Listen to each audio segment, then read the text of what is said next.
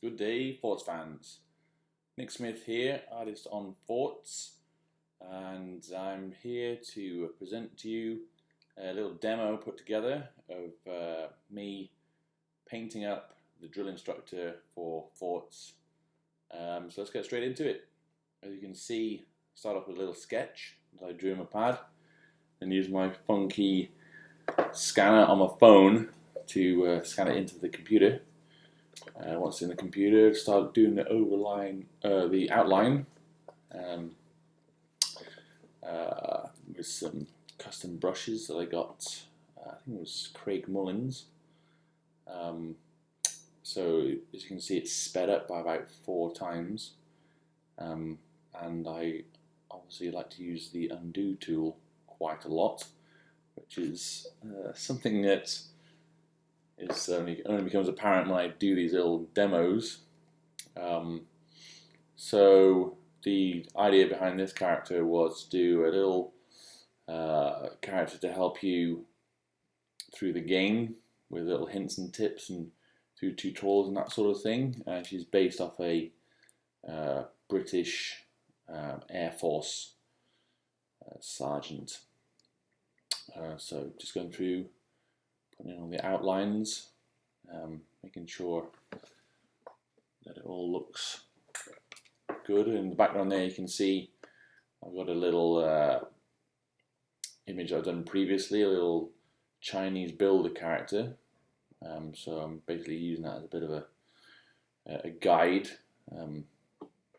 After having done a few of these, sort of established a little technique for myself, and so I have to go back just to remind myself exactly how I've done it. Make sure the style is consistent across all the characters and throughout the game. So as you can see there, one of the benefits of using Photoshop obviously is to be able to use the cut and paste and transform tool just to get things just so. So just squashing the little shoe up there and tucking it underneath there a bit more. So now I've finished the basic outline, and I'm fastening up the exterior-most lines, just to give it a bit more impact, I guess. Yeah, so usually go through and just sort of whack in the shapes, the outlines, and then tie them up a little bit, using the old rotation tool, which finally arrived in Photoshop far too late for my liking. It was in Coral Painter for ages, rotate canvas, but only appeared in Photoshop a couple of iterations ago.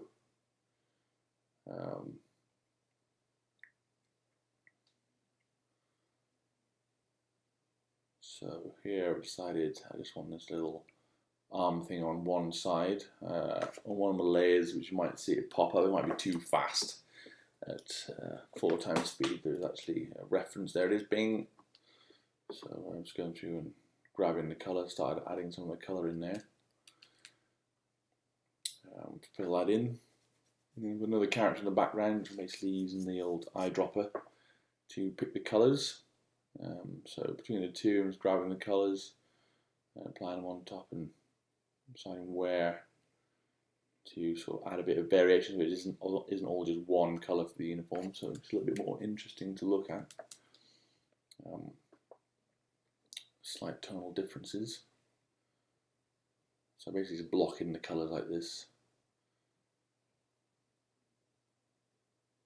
So I put a little bit of hair in there. Now that little circle at the back is a bun, the back of her head. Because in the forces, women recruits or soldiers or what have you have to have their hair up while on duty. I thought that would make for an interesting shape to go with a chubby beret.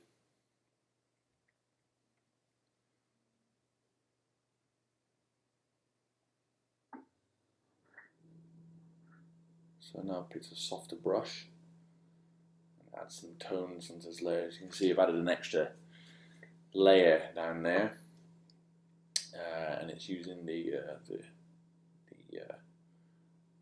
colour layer as a mask, which is a really useful technique. So it just basically inherits the area that the layer below is used as a mask for that on top, and when you change the area below, dynamically it changes the masking effect for every layer that relies upon it above, which is really handy. So here I'm deciding exactly how to render the nose. I don't want a nose in at all. Try a bit of lips. I put this on a separate layer because the characters I've done so far don't have lips. So yeah, I'm basically leaving it and then tweaking the colours a bit and sort of deciding whether or not I'm going to use that later on. I'm adding some soft tones to get the bulk of the figure rendered out so it reads correctly.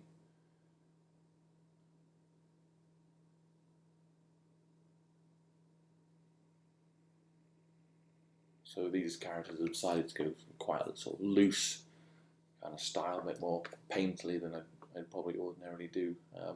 That's just a style I've gone for in the game.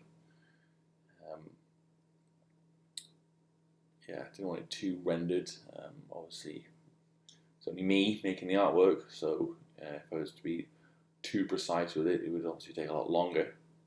One consideration, and also kind of like the sort of more brushy look sometimes. It sort of contrasts nicely with the outline, like the heavy black outlines. I think it works quite well. Just doing a bit of rendering there on the chest area.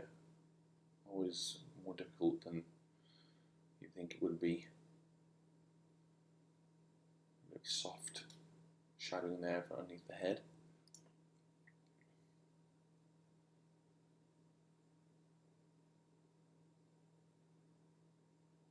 A lot of times to get the different tones, I'll use the dodge or burn tool and then use the eyedropper after that and maybe tweak it slightly, add a bit more, a bit less saturation to it. These really large areas are usually the most tricky when doing a rough, loose style of painting. The large expanses don't quite often require a bit more tonal work in them, and the odd mark here and there, which is a matter of judgment and experience, I guess. So gone through over the years.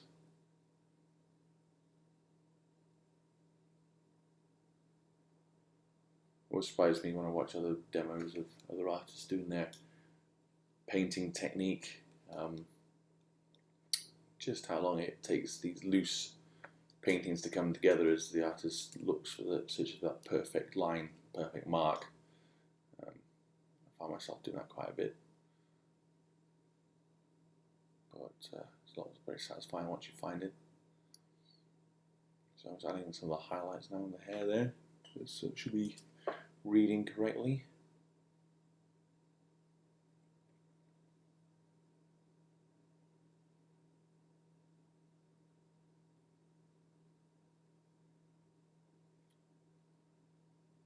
So slowly building up the tones.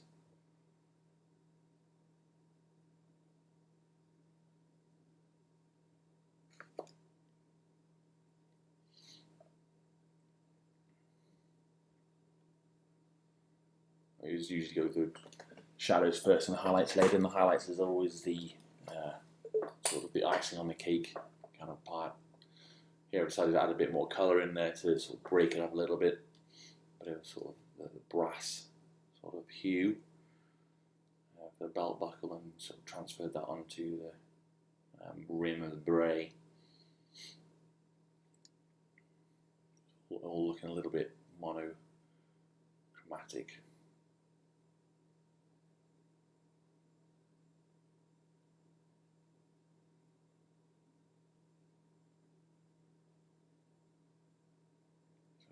So adding a few details there. A bit more reference.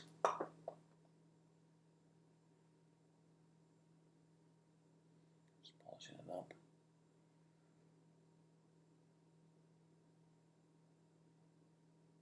So, yeah, as I was saying before, as a British Air Force officer, so I'm going to bang in the old Union Jack in there, just to make it obvious.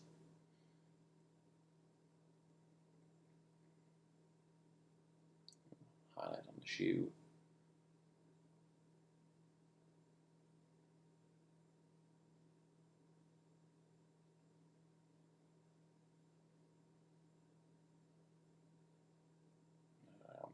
Once again, trying to find the perfect mark. Pretty happy with how that went. Adding a bit of the highlights, so it was fun.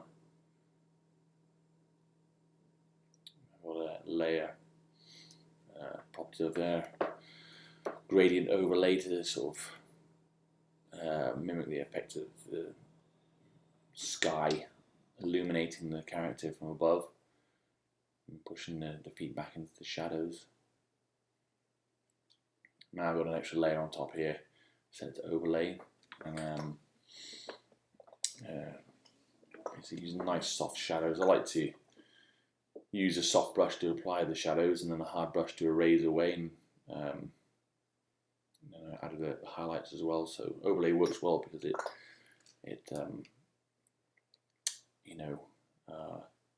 it's really useful for both light and dark tones on the one layer, as opposed to using, say, screen for light and multiply for dark.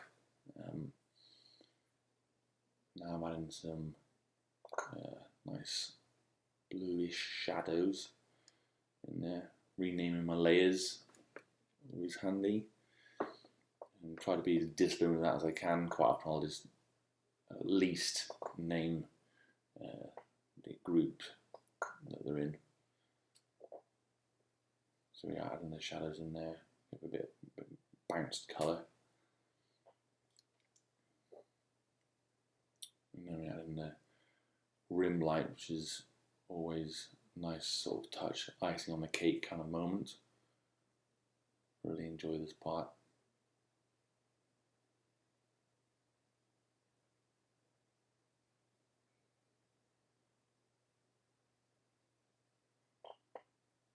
So looking quite good at this stage. At this point, I went back and added a few extra details, little glints on the eyes, and I also decided that to coincide or to match the reference, I added a sort of some stripes onto the jumper to mimic the thick weave of the officer's uniform from the reference.